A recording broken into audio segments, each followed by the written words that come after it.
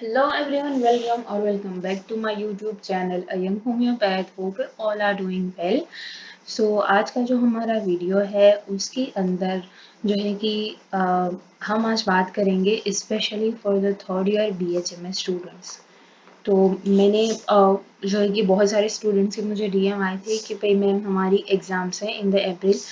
तो उसके लिए पहले भी मैंने बात करी थी मेरे जो इंस्टाग्राम चैनल है उसके ऊपर, लेकिन अभी जो है कि उनको प्रॉब्लम आ रही है कि भाई हम पास किस तरीके से हों। ठीक है, तो एक स्ट्रेटेजी टाइप की मैं आपको इस वीडियो के अंदर डिस्कस करने वाली हूँ specially for the third BHMS।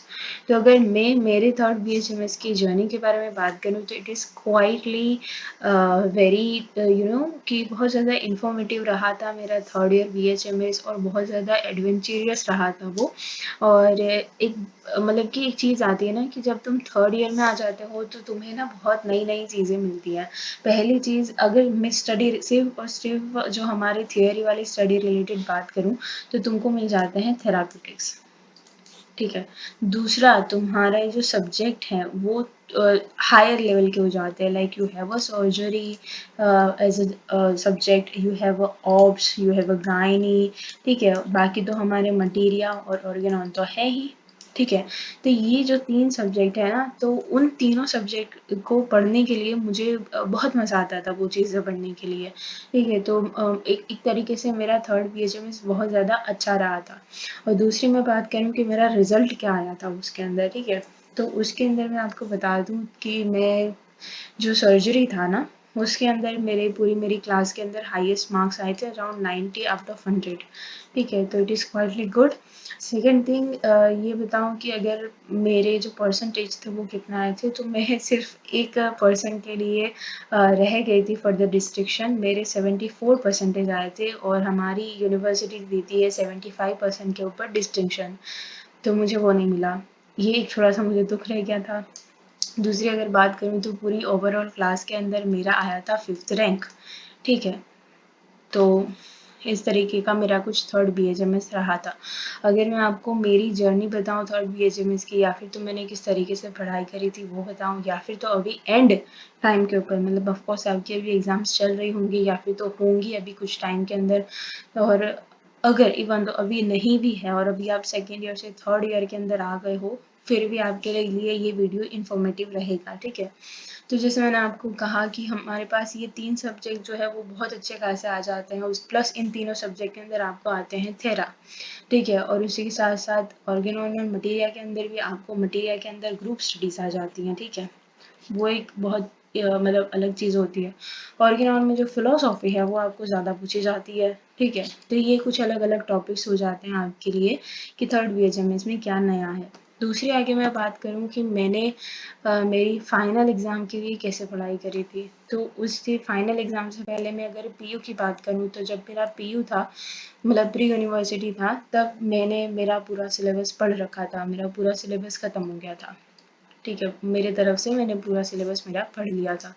दूसरी अगर बात करूँ कि मैंने किस तरीके से पढ़ा था और किस तरीके से पास होंगे आप, तो पहला मेरे तरफ से जो मैंने स्ट्रेटजी बनाई थी उसके अंदर आता है कि finding the importance topics, important questions. ठीक है, फाइंडिंग द इम्पोर्टेंट क्वेश्चंस। दूसरी, मेरे पास मतलब कि मुझे थर्ड ईयर में आते आते बहुत अच्छी खासे अच्छे खासे तौर पर मुझे पता चल गया था कि how to write a question या फिर तो आंसर क्वेश्चन पेपर नहीं, answer, how to write answer. ठीक है, हाउ टू राइट आंसर, तो किस तरीके से आंसर लिखना है इसके ऊपर भी बहुत अच्छा खासा इम्पैक्ट पड़ा था मेरे सर्जरी वाला जो पेपर था उसके ऊपर।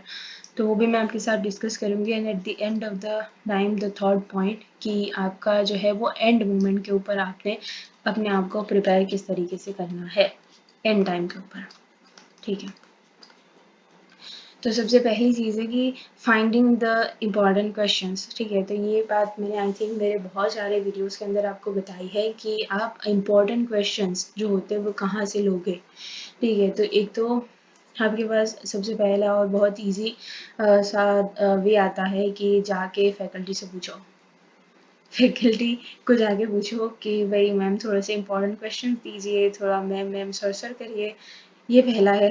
दूसरा जो है वो आता है आपका प्रीवियस ईयर के क्वेश्चन पेपर्स, प्रीवियस ईयर के क्वेश्चन पेपर्स, ठीक है, आपकी यूनिवर्सिटी के और आपकी आसपास की यूनिवर्सिटीज़ के, ठीक है। तो जैसे मैंने आपको पहले भी फर्स्ट BHMS वाली वीडियो के अंदर भी बताया था कि जो आपकी आसपास की यूनिवर्सिटीज़ होती हैं उनके अंदर से भी जो है कि आपके क्वेश्चन बन सकते हैं, बिकॉज कि जो फाइनल पेपर आता है ना वो आपका एक्सटर्नल पेपर हो सकता है या फिर तो आपके इंटरनल ने निकाला हो वो भी हो सकता है, बट मोस्ट प्रोबेबली ये देखा गया है कि जो आपका पेपर होता है वो एक्सटर्नल मतलब कि बाहर से आता है, ठीक है, आपकी यूनिवर्सिटी के भी बाहर से आता है, ठीक है। तो मतलब कि शफल होते हैं यहाँ पर जो क्वेश्चन पेपर्स होते हैं वो, तो हो सकता है कि जो आपकी आसपास की यूनिवर्सिटीज़ हैं उनके जो PU के, खास करके मैं बता दूं कि उनके जो आपकी ही मतलब कि अभी आपका ये जो ईयर चल रहा है आपने अपनी PU दी, आपके आसपास की यूनिवर्सिटीज़ की PU है,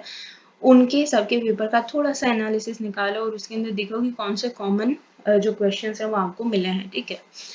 दूसरी चीज़ आप ये देख सकते हो कि जैसे आपकी यूनिवर्सिटी के प्रीवियस ईयर के क्वेश्चन पेपर्स हैं तो उसके अंदर भी जो कॉमन, ठीक है, कॉमन चीज़ें देखनी है यहाँ पर, ये नहीं देखना कि भाई हाँ ये वाला क्वेश्चन है, ये वाला क्वेश्चन है, ये वाला क्वेश्चन है तो चलो सारे क्वेश्चन करने बैठ जाओ, टाइम तुम्हारे पास कम है, राइट। तो तुम्हें देखना है कि कौन से कॉमन तुम्हारे पास जो क्वेश्चंस हैं वो जो बार बार रिपीटेडली पूछे गए हैं, ठीक है, वो आपने करके रखने होगा, ठीक है। तो ये प्रीवियस ईयर के क्वेश्चन पेपर वाली बात हो गई। और थर्ड, ठीक है, थर्ड IMP कहाँ से ढूंढ के लाओगे, तो थर्ड वे है आपके पास कि आपने जो है कि क्लासेस लिए हैं, मतलब कि आपके जो लेक्चर्स वगैरह हुए हैं उसके अंदर आपको कौन कौन से टॉपिक पढ़ाए गए हैं और उसके अंदर ही जो हमारे फैकल्टीज़ वगैरह होते हैं दे आर टॉट, सबके सबके जो फैकल्टीज़ होते हैं वो हमको बताते हैं कि भाई ये वाला क्वेश्चन इंपॉर्टेंट है, ये वाला क्वेश्चन इंपॉर्टेंट है, ये आपको फुल क्वेश्चन में आएगा, ये आपको शॉर्ट नोट में आएगा, ठीक है। या फिर तो कोई कोई टॉपर को तुम थोड़ा सा दोस्त बना लो उसका और फिर उसको पूछो कि भाई मैम ने कुछ बोला है क्या, सर ने कुछ बोला है क्या, एंड इस तरीके से आपको थोड़े से IMP क्वेश्चंस मिल सकते हैं, ठीक है। ये हो गया कि भाई IMP कहाँ से लेके आओगे। दूसरी चीज़ आती है how to write a answer.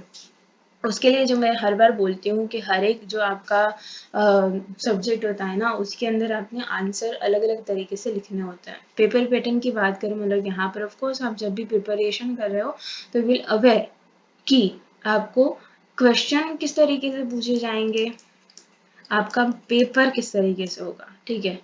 तो ये जो मेन चीज़ है, जैसे मटीरिया और ऑर्गन ऑन है वो तो आपको एज यूजुअली पूछा जाता है, लेकिन जो सर्जरी ऑब्स गायनी है उसके अंदर क्या है ना कि आपको क्वेश्चन अलग तरीके से पूछे जाते हैं, आपका पेपर पैटर्न अलग है। तो अगर मैं सबसे पहले सर्जरी की बात करूं तो इसके पेपर पैटर्न की बात करूं तो there are the paper number 1 and paper number 2। तो जो पेपर नंबर 1 होता है वो रिस्पेक्टिवली आपने देख लेना है कि आपको भाई आई थिंक जनरल सर्जरी वगैरह पूछा जाता है और उसी के साथ साथ जो सिस्टमिक सर्जरी जो आपकी इन जनरल सिस्टमिक सर्जरी होती है ना वो पूछी जाती है, और रेस्ट ऑफ जो आपका ENT है, ऑप्थेल्मो है, ऑर्थो है, ठीक है, और थोड़े बहुत सिस्टमिक के यहाँ पर भी आपको क्वेश्चंस पूछे जा सकते हैं, ठीक है। तो ये चीज़ें पूछी जाती है। सेकेंड थिंग मैं आपको ये बता दूं कि जो हमारा अब पेपर पैटर्न की मैं बात कर रही हूँ तो पेपर पैटर्न के अंदर आपको आ जाते हैं 2 सेक्शंस वगैरह। तो उसका जो फर्स्ट सेक्शन होता है ना ए, सेक्शन ए, और सेक्शन बी जो होता है, सेक्शन ए के अंदर आपको प्योरली थ्योरी पूछी जाती है जो कि आपकी लाइकवाइज की जो आपकी रिस्पेक्टेड बुक्स वगैरह होती है, SRB मैं यूज़ करती थी, SRB's मैनुअल मैंने बहुत हद तक जो दास थी वो भी कुछ कुछ क्वेश्चंस के लिए यूज़ करी थी, ठीक है। तो उसके अंदर जिस तरीके से आपको पूछा जाता है, जिस तरीके के उसके अंदर टॉपिक्स है वो आपको सिर्फ सेक्शन ए में पूछे जाते हैं, जबकि जो सेक्शन बी है उसके अंदर आपको पूछे जाते हैं सिर्फ और सिर्फ थेरापेटिक्स, ठीक है। तो ये चीज़ थोड़ा सा आपने ध्यान में रखनी है। क्या होता है ना कि जैसे मेरी खुद की बात करूँ तो लाइक कि जो मेरा फर्स्ट टर्म ओके, तो उसके अंदर मुझे इतना ज़्यादा ख्याल ही नहीं था कि थेरा पूछे जाएंगे, ठीक है, तो मैंने थेरा किए नहीं थे, तो उसी की वजह से मेरे थोड़े से कम मार्क्स आ गए थे। तो आपने ये ध्यान रखना है कि आपको थेरा पूछे जाएंगे, ठीक है। और थेरा के अंदर भी अगर मैं आपको बता दूं तो जैसे कुछ कुछ इंपॉर्टेंट क्वेश्चंस ही होते हैं जिनके ऊपर से थेरा आता है, ठीक है। लाइकवाइज की हेमरेज हो गया, लाइकवाइज कि आपका बॉर्न हो गया, ठीक है। और अगर आगे चलेंगे हम, मुझे ज़्यादा याद तो नहीं है, कॉन्स हो गए, ठीक है, कीलॉइड हो गया, और दूसरी अगर सिस्टम में की बात करूँ तो हीमेचूरिया हो गया, ठीक है, उसके बाद प्रोटीनयूरिया हो गया, या फिर तो आपका जो वेरिकोज वेन हो गया, ठीक है, वेरिकोज वेन हो गया। फिर उसके बाद जो है कि ईएनटी के अंदर जाओगे तो उसके अंदर जो हमारा सॉरी, जो हमारा ओटाइटिस मीडिया होता है, ठीक है, ओटाइटिस मीडिया के लिए भी हमारी बहुत सारी मेडिसिन है वो पूछी जाती हैं। फॉर द फुल क्वेश्चंस, मैं सारे फुल क्वेश्चंस बता रही हूँ आपको। तो इस तरीके से थेरा पूछे जाते हैं। कभी कभार क्या होता है कि जैसे हेमरेज अगर आपको पूछ लिया गया सेक्शन ए के अंदर, तो हेमरेज के ही थेरा पूछे जाएंगे। तो ये जो इम्पोर्टेंट, ये जो सारे मैंने बताए ना, तो वो इम्पोर्टेंट थेरापिटिक्स हैं, उनके थेरा ज़्यादा पूछे जाते हैं, ऐसा देखा गया है, ठीक है। ये हो गया आपका सर्जरी वाली बात, ठीक है। तो उसके आगे चलेंगे, हमारा आएगा ऑप्स और गायनिक। इसके भी 2 पेपर आपके निकल के आता है। तो जो पहला पेपर होता है विच इज ऑप्स, या फिर तो आपका गायनिक का हो सकता है, या फिर तो दूसरा पेपर गायनिक का होगा, या फिर तो ऑप्स का होगा, ठीक है। तो अब इसके अंदर क्या मतलब कि क्वेश्चंस पूछे जाते हैं, सेम वे इसके भी हर एक पेपर के अंदर आपको सेक्शन ए मिलेगा, सेक्शन बी मिलेगा, ठीक है। तो सेक्शन ए के अंदर आपको प्योरली थ्योरी मिलेगी, दूसरे जो सेक्शन है उसके अंदर आपको मिलेंगे थेरापेटिक्स, ठीक है। तो अब जो ऑप्स होता है ना, उसके अंदर कुछ कुछ इंपॉर्टेंट अगर मैं क्वेश्चंस आपको बता दूं, full question labour, full question आपका दूसरा आता है पीपीएच, एपीएच, उसके अलावा जो आपका प्री एक्लेम्शिया, एक्लेम्शिया, ठीक है। तो ये सारे क्या है कि इन सब के ऊपर से आपके थेरा भी निकलते हैं, आपका थियरी भी आता है, ठीक है। तो और एबॉर्शन हो गया, ठीक है, एबॉर्शन हो गया, जो आपका स्कोर है वो हो गया, ठीक है। तो ये सब स्कोर के ऊपर से आपको कोई थेरा नहीं पूछे जाते, but labour, PPH, APH, pre eclampsia, eclampsia, then there is a like जो मैंने बताया आपको एबॉर्शन, ठीक है, डिफरेंट डिफरेंट थ्रेटेंड एबॉर्शन है, दूसरे जो सारे एबॉर्शन है, मिस एबॉर्शन है, ठीक है, उन सब के ऊपर अलग अलग से थेरापिटिक्स आते हैं, तो वो आपको पूछे भी जाते हैं, तो आपने ये चीज़ ध्यान रखनी है, ठीक है। उसकी चीज़ है गायनिक, गायनिक की अगर हम बात करेंगे तो उसके अंदर जैसे आपका आ गया सीए सर्विक्स, ठीक है, उसके बाद आ गया आपका pregnancy, menses, menstruation, menstrual cycle, उसके बाद एंडोमेट्रियोसिस, इंडोमेट्रियोसिस, ठीक है। तो ये सारे क्या है ना कि मतलब कि मुझे अभी भी याद है, तो समझ सकते हो कि ये कितने इंपॉर्टेंट होंगे, ठीक है। तो आपने ऐसे इंपॉर्टेंट क्वेश्चंस निकाल के लाने हैं, जैसे सी सर्विक्स है उसके भी आपको थेरा पूछे जा सकते हैं, ल्यूकोरिया है, ठीक है, ल्यूकोरिया के भी आपको थेरा पूछे जाते हैं, उसके अंदर एल्यूमिना मोस्ट इंपॉर्टेंटली पूछी जाती है, ठीक है। दूसरी चीज़ अगर थेरा के लिए मैं खास करके आपके लिए बात करूँ थेरा के लिए, तो उसके अंदर क्या है ना कि आपने जो मतलब भले ही आपको आती है, आप अभी जो है कि किसी होम्योपैथ के पास सीखने जाते हो और आपको पता है कि ये मेडिसिन हम देते हैं, इस कोई भी पर्टिकुलर जैसे ओटाइटिस मीडिया है तो उसके लिए हम कोई पर्टिकुलर मेडिसिन देते हैं, ठीक है, आपको पता है, लेकिन ये बहुत कॉमन मेडिसिन नहीं है, तो उसको मत लिखना तुम्हारे एक आंसर के अंदर, ठीक है। जैसे ओटाइटिस मीडिया है तो it related with the inflammation और you can say the pus formation, ठीक है। तो उसके अंदर हमारी होम्योपैथिक जो मेडिसिन जिसके अंदर पस फॉर्मेशन है, जिसके अंदर इन्फ्लामेशन है, आपने ऐसी ही मेडिसिन लिखनी है। हेमरेज के लिए बात करेंगे तो विल लाइकवाइज कि आपका फॉस आ गया, वो आपके खुद के सिलेबस के अंदर है, लेकेसिस आ गई आपकी, ठीक है, वो भी आपके खुद के जो है कि सिलेबस के अंदर है। तो ऐसी ऐसी मेडिसिन जो कि आपके सिलेबस में भी है, आपके थेरा में भी होगी, तो ये आपको पढ़ने में भी इजी हो जाएगा, और जो है कि आपका जो एग्जामिनर होगा उसको भी मतलब कि अच्छा खासा इंप्रेशन पड़ेगा इस चीज़ का, ठीक है। तो इस तरीके से थेरा का भी जो है कि वो आपने देखना है।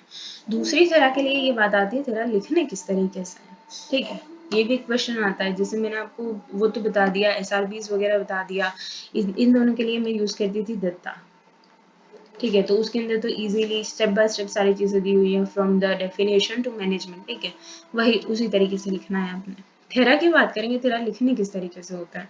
सबसे पहले अगर आपको कोई भी डिजीज़ के लिए, कोई भी चीज़ के लिए आपको थेरा पूछे जाते हैं तो सबसे पहले आपने उस डिजीज के बारे में लिखना है, ठीक है। Right about the disease first, कि भाई उसका डेफिनेशन क्या है, उसका छोटा छोटा सा मतलब कि उसका जो मेन साइन एंड सिम्टम्स क्या हैं, या फिर तो कुछ भी तुमको पता है तो कुछ भी उसके बारे में थोड़ा सा लिखो, ठीक है। उसके आगे चलेंगे कि भाई अगर आपको पेपर के अंदर मेडिसिन दी हुई है तो आपने ऑफकोर्स वही लिखनी है। अगर आपको मेडिसिन नहीं दी हुई और सिर्फ इस तरीके से क्वेश्चन आता है कि right the therapeutic, right only 5 और 3 मेडिसिन फॉर द हेमरेज, ठीक है, तो तब क्या करोगे, तब तो मैं जैसे मैंने बताया कि इस तरीके से लिखोगे, जो तुमको याद है वो लिखोगे, ठीक है। दूसरी चीज अगर दी हुई है तो किस तरीके से लिखेंगे, सपोज कि आपको एल्यूमिना पूछी गई है, सबसे पहले उसका कॉमन नेम लिखोगे, प्रूवन नेम अगर याद है तो लिखोगे, नहीं याद है तो कोई बात नहीं, फैमिली नेम याद है तो लिखोगे, नहीं याद है तो कोई बात नहीं।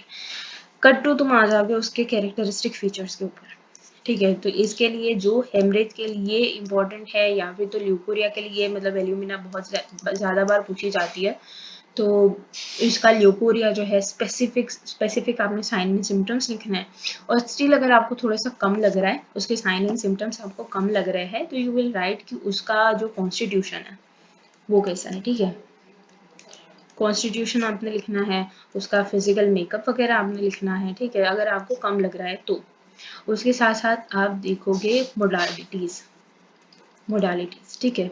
ऐसा ही आपने एक एक जो आपके टॉपिक वगैरह है या फिर तो ऐसे हेडिंग वगैरह है उस तरीके से करके लिखना है, तो ये क्या हो जाता है कि आपका अच्छा खासा इंप्रेशन भी बना देगा, आपका जो पेपर प्रेजेंटेशन है वो भी आ जाएगा इसके साथ साथ, और इसके साथ साथ आपको खुद को भी याद रहेगा कि मैंने ये चीज़ें लिखनी है और ये चीज़ें नहीं लिखनी है, ठीक है। तो हो गया थेराई किस तरीके से लिखते हैं। अगर इसी तरीके से मैं आपको बताऊं कि ऑब्स गायनी या फिर तो सर्जरी का पेपर किस तरीके से लिखते हैं, ठीक है, तो जैसे मैंने आपको यहाँ पर बताया, सबसे पहली चीज़ आती है हर एक चीज़ की डेफिनेशन, उसके बाद आते हैं हम उसके क्लिनिकल फीचर्स के ऊपर, उसके बाद हम आते हैं उसके कॉजेस। ओके, सबसे पहला आएगा कॉजेज या फिर तो ईटियोलॉजी के ऊपर, क्लिनिकल फीचर्स, इन्वेस्टिगेशंस। उसके बाद अगर सर्जरी का पेपर है तो उसके अंदर आपने लिखना ही लिखना है दी एग्जामिनेशन, ठीक है, एग्जामिनेशन आपने लिखनी ही लिखनी है। उसके अंदर भी आप हेडिंग लगाओगे फिजिकल एग्जामिनेशन का, उसके नीचे आप हेडिंग लगाओगे भाई आपकी जो लैब एग्जामिनेशन का, ठीक है। तो ये जो ये जो मेन तरीका है ना सर्जरी का, ये आपको बहुत अच्छे से मार्क्स दिला सकता है। मैंने क्या किया था कि जब हमको पूछा गया था बॉयल के बारे में, तो बॉयल हमको ऑफ कोर्स शॉर्ट नोट में पूछा गया था, बट स्टिल मुझे मतलब मैंने इतना अच्छे से बॉयल को आई डोंट नो पढ़ा था, but I was just like कि मैंने उसका फिजिकल एग्जामिनेशन भी लिखा, मैंने उसका लैब एग्जामिनेशन भी लिखा, एंड जो हमारे सर थे ही वाज लाइक कि बहुत अच्छे से पेपर लिखा है बच्चे ने, बहुत अच्छे से पेपर लिखा है, कि सारी चीज़ें अलग अलग करके बहुत अच्छे से उसने बताई हुई हैं, ठीक है। तो इस तरीके से आपने पॉइंट वाइज सारी चीज़ें लिखनी है, और कुछ भी सर्जरी का अगर पेपर लिख रहे हो ना तो you will write the physical examination, the lab examination must, ठीक है, तो लिखना ही लिखना है। दूसरी चीज़ अगर आगे देखोगे तो यहाँ पर आती है मैनेजमेंट या फिर तो आपकी ट्रीटमेंट, ठीक है। तो इसके अंदर क्या है ना कि जैसे SRB है, दत्ता है, तो उसके अंदर आपको कहीं कहीं पर जो है कि मॉडर्न फार्मेसी वाली आपको मेडिसिन वगैरह लिखी हुई है, तो अगर वो आपको अभी याद नहीं रह रही है तो कोई बात नहीं, वो आपने नहीं लिखनी है, ठीक है। लेकिन जो मैनेजमेंट होता है उसके अंदर भी आपको अगर हेडिंग लगाना है तो विल राइट कि जनरल मैनेजमेंट उसका क्या है, उसका स्पेसिफिक मैनेजमेंट क्या है, ठीक है, स्पेसिफिक मैनेजमेंट क्या है। और अगर स्पेसिफिक मैनेजमेंट लिख रहे हो तो कुछ कुछ जगह पर क्या होता है कि हमारे पास स्पेसिफिक मैनेजमेंट जैसी कोई चीज़ होती ही नहीं है, तो उसको किस तरीके से लिखोगे, ठीक है। तो उसको आपने इस तरीके से लिखना है, लाइक हम कुछ डिजीजेस होती हैं उसके अंदर हम सिर्फ लिख देते हैं कि सिस्टमिकली सॉरी सिम्टोमेटिक हम ट्रीटमेंट देंगे, सिम्टोमेटिक ट्रीटमेंट देंगे, ठीक है, सिस्टमेटिक नहीं सिम्टोमेटिक हम ट्रीटमेंट देंगे यहाँ पर, ठीक है। तो उसके अंदर क्या करोगे कि जैसे तुम स्पेसिफाई करोगे कि तुमने जो आगे इसके सिम्टम्स लिखे हैं तो वो कौन से सिम्टम्स तुम्हारे लिए इम्पोर्टेंट है, राइट। तो उन सारे सिम्टम को, जैसे कि हेमरेज की अगर हम बात कर रहे हैं तो उसके लिए ऑफकोर्स हम उसकी सिम्टोमेटिक ही ट्रीटमेंट देंगे। तो जैसे यहाँ पे लिखोगे कि भाई there is excessive blood loss, ठीक है, ब्लड लॉस है तो उसको तुम कंप्लीट करने के लिए क्या करोगे, ब्लड ट्रांसफ्यूजन करोगे, राइट। ब्लड ट्रांसफ्यूजन करोगे। तो ये स्पेसिफाई कर करके आपने लिखना है, ठीक है। और अगर तुम एक बार कोई भी तुम्हारा टॉपिक है उसको अच्छे से एकदम अच्छे से पढ़ोगे, मैं उसको मतलब रट्टा मारने वाली बात नहीं कर रही हूँ, लेकिन ये सारी तीनों ऐसे सब्जेक्ट हैं कि उसको अगर तुम अच्छे से समझ के पढ़ते हो तो तुम आंसर अपने आप ही फॉर्म कर लोगे, ठीक है। तो इस तरीके से तुमने तुम्हारा पेपर लिखना है। ये हो गई सिर्फ हमारे सर्जरी और किसकी, ऑब्स गायनी की बात। उसके आगे अगर मटीरिया की बात में करूँ तो मटीरिया के अंदर देखा जाए तो आपके सिलेबस के अंदर 3 चीज़ें आती हैं। First thing which is a intro, और उसी के साथ साथ आपकी सेकेंड ईयर की मेडिसिन, उसी के साथ साथ आपकी थर्ड ईयर की मेडिसिन, और उसी के साथ साथ आपका ग्रुप स्टडी, ठीक है। ग्रुप स्टडी आ जाती है। तो अब जैसे ग्रुप स्टडी ना सिर्फ और सिर्फ इम्पॉर्टेंट है फुल क्वेश्चन के लिए। तो जैसे उसके अंदर ओफीडिया जो है वो बहुत इम्पोर्टेंटली पूछा जाता है। दूसरा आपका जो नेट्रम है, नेट्रम ग्रुप तो नहीं पूछा जाता बट नेट्रम म्यूर बहुत बार पूछा जाता है, ठीक है। और बस इसी यही जो कुछ दूसरी आई थिंक कार्बन ग्रुप है आपके अंदर, या फिर तो Calcarea carbon, yes carbon group है आपके अंदर, वो भी बहुत बार पूछा जाता है, ठीक है। तो या फिर तो ऐसी ग्रुप्स स्टडीज पूछी जाती हैं जिनकी की मेडिसिन आपको थर्ड ईयर में आई हो। जैसे ओफीडिया है तो उसके साथ भी ऐसे क्वेश्चन होगा कि write down the characteristic features of the Ophidia group and also describe in detail about the lachesis, या फिर तो नाजा, ठीक है। ये दोनों मेडिसिन और भी बहुत सारी मेडिसिन जो हैं जो कि ओफीडिया ग्रुप से बिलोंग करती हैं वो आपकी थर्ड ईयर की मेडिसिन थर्ड ईयर के सिलेबस में है। तो इस तरीके से क्वेश्चन आता है, ठीक है। उसके आगे चलेंगे कि जो मेडिसिन हैं वो बहुत सारी हैं, राइट। अच्छा, उसके भी पहले मैं बताऊँ इंट्रो पार्ट। तो इंट्रो पार्ट भी आपको बहुत बार मतलब कि उसका एक फुल क्वेश्चन तो कंपलसरी है ही है। ये आपकी एनसीएच की गाइडलाइन है, कंपलसरी फुल क्वेश्चन तो है ही है। उसके अलावा एक शॉर्ट नोट भी पूछी जाती है, ठीक है। तो फुल क्वेश्चन आप सबको पता है इंट्रो में कौन कौन से हैं, ठीक है, वो मुझे बताने की ज़रूरत नहीं है। दूसरा सेकेंड ईयर की मेडिसिन और थर्ड ईयर की मेडिसिन के अंदर से जो है कि वो छोटी छोटी मेडिसिन बहुत सारी हैं। तो ये आपकी यूनिवर्सिटी के ऊपर डिपेंड करता है, आपके मैम सर टीचर्स के ऊपर डिपेंड करता है कि वो आपको क्या पूछते हैं, ठीक है। तो उसके बारे में अभी मैं बात नहीं करूँगी। उसके आगे अगर हम बात करते हैं ऑर्गेनॉन के बारे में, तो ऑर्गेनॉन जो है मैंने जैसा आपको बोला कि उसके अंदर फिलोसॉफी ज़्यादा पूछी जाती है, और ये ऐसा स्टेज है जहाँ पर कि आपको साइकोलॉजी नहीं पूछी जाती, ठीक है। बहुत बार मैंने देखा है साइकोलॉजी नहीं पूछी जाती, फिलोसॉफी पूछी जाती है। तो उसके अंदर क्लोज की फिलोसॉफी ज़्यादा पूछी जाती है और कैंट की। बाकी बात करें रॉबर्ट की, कैंट के 12 observations are must important. Robert की बात करूँ तो रॉबर्ट के अंदर जो सेकंड प्रिस्क्रिप्शन है डिफ्लेक्टेड करंट है, ठीक है। तो ये ऐसी ऐसी चीज़ें हैं कि जो आपको बहुत इंपॉर्टेंट है, ठीक है। ये सारी चीज़ें आपको पूछी जाती हैं। क्लोज के अंदर से अगर बात करूँ तो susceptibility is way more important, ठीक है। तो ये फिलोसॉफी वाला पार्ट हो गया। दूसरा ऑर्गेनॉन के अंदर जो दूसरा आपके सिलेबस के अंदर मतलब कि एफोरिज्म के अकॉर्डिंग बात करेंगे तो फिजियोथेरापेटिक मेजर्स, फिजियोथेरापेटिक मेजर्स। दूसरा आपका आ जाता है diet and regiment, diet and regiment. दूसरा आपका आ जाता है mental diseases, one sided diseases, ठीक है। दूसरा आता है इंटरमिटेंट फीवर, इंटरमिटेंट फीवर, ठीक है। तो ये ऐसे ऐसे क्वेश्चंस हैं जो कि आपके मतलब थर्ड ईयर के सिलेबस के अंदर है और आपको बहुत बार पूछे जाते हैं। जो mental diseases, one sided diseases, intermittent fever है वो आपको फुल मार्क्स का क्वेश्चन है। ये दोनों जो है वो आपके शॉर्ट नोट्स हैं। Aggravations, all type of aggravation full question में आता है, ठीक है। तो ये सारे इंपॉर्टेंट क्वेश्चंस होते हैं। उसके आगे अगर हम चलते हैं कि जो मैंने आपको 3-4 पॉइंट बताए थे, prepare at the end of your time, ठीक है। अब मैंने इतनी सारी आपको चीज़ें बता दी, आप बोलोगे भाई कि मैम मेरी तो इतनी ज़्यादा तैयारी भी नहीं है, मैं किस तरीके से करूँगा या करूँगी। तो एंड टाइम पर क्या करोगे कि बहुत सारे ऐसे टेलीग्राम चैनल्स हैं जहाँ पर कि आपको नोट्स मिल जाएंगी। आपने वहाँ जाना है, अपनी नोट्स लेनी है, और अगर यस तुम मेरे पास मांगोगे तो मेरे पास भी है बट इट इज़ पेड, ठीक है, पहले ही बता दे रही हूँ। पेड है, फ्री में मैं नहीं दूंगी बिकॉज मुझे भी बहुत ज़्यादा उसके पीछे टाइम लगा था वो चीज़ करने के अंदर। बट यस, मेरे पास भी सारे ही टॉपिक्स, ये सारे ही जो इम्पोर्टेंट हैं और जो आपके 5 सब्जेक्ट हैं सबकी नोट्स मेरे पास पड़ी हुई हैं। अगर आपको चाहिए तो just DM me on my Instagram, notes ले लिया आपने। दूसरी चीज़ है, उसको प्रिपेयर किस तरीके से करोगे। सुबह जल्दी उठना है, रात को पढ़ना है, कुछ भी करना है तुमको, तुम करोगे लेकिन पढ़ोगे और उसको इफेक्टिवली पढ़ोगे, ठीक है, इफेक्टिवली पढ़ोगे। और जो मैंने आपको इम्पोर्टेंट क्वेश्चन वाली बात बताई, उसके अंदर से आपने 2 ग्रुप बनाने हैं, मोस्ट इम्पॉर्टेंट वाले और लेस इम्पॉर्टेंट वाले, और 2 ग्रुप बनाने हैं शॉर्ट नोट्स वाले, फुल क्वेश्चन वाले, ठीक है। शॉर्ट नोट ज़्यादा पूछी जाती है, फुल क्वेश्चन आपको 4 ही आते हैं, जबकि शॉर्ट नोट आपको आती है 5, ठीक है।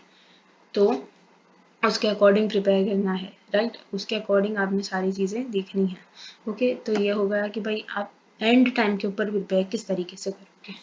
और अगर तुमने अभी तक पढ़ लिया है, सारी चीज़ें तुम पढ़ के बैठे हो, ठीक है, प्रिपेयर हो गया है आपका, प्रिपरेशन सारी हो गई है, लेकिन स्टिल रिवीजन के अंदर अगर फॉल्ट आ रहा है, तो क्या करोगे कि एक फ्रेंड को पकड़ो और उसको सब कुछ सिखाओ, ठीक है। तो ये भी एक बहुत अच्छा सा तुम्हारा बिल्डअप हो जाता है, तुम्हारा रिवीजन हो जाता है इसके अंदर, ठीक है। तो इतनी चीज़ें थी जो मुझे डिस्कस करनी थी फॉर द थर्ड BHMS।